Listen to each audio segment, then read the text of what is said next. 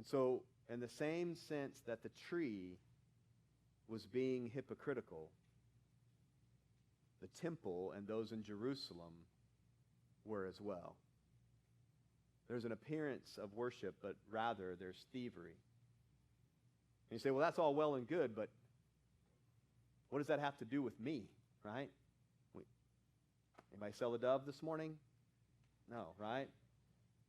What's the big deal? Well, I think there's a couple of things that we need to think about in this. John chapter 15, verses 5 through 6 says this. This is Jesus speaking. I am the vine, you are the branches. He who abides in me and I in him, listen, bears much fruit. For without me you can do nothing. If anyone does not abide in me, he is cast out as the branch and is withered, and they gather them and throw them into the fire, and they are burned. There's an individual message in this idea of having an appearance of fruitfulness, but no fruit, of having an appearance of worship, but no worship. Jesus says, if you abide in me, you will produce fruit.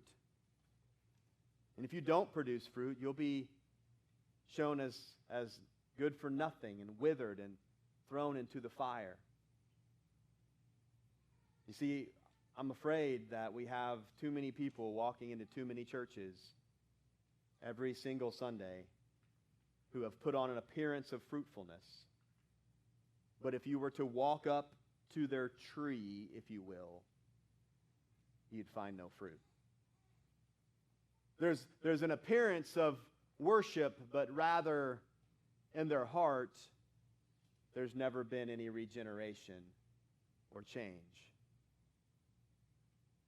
You see, sometimes it's even the other way.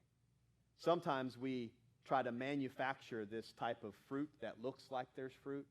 Look at these good things that I'm doing. But those good things aren't flowing from the branch that is Jesus, or the vine that is Jesus. And so either way, there's too many people walking into too many churches, and honestly probably into this one as well, who are giving the appearance of fruitfulness, giving the appearance of a desire to worship. And yet on the inside, like Jesus described the Pharisees, they're a bag of dead men's bones. And I don't say that this morning to say, well, you need to, this isn't you need to start serving in the nursery message, or you need to start doing this message. This is a you need to turn to Jesus message. Because he is the vine, and the only true fruit comes from him.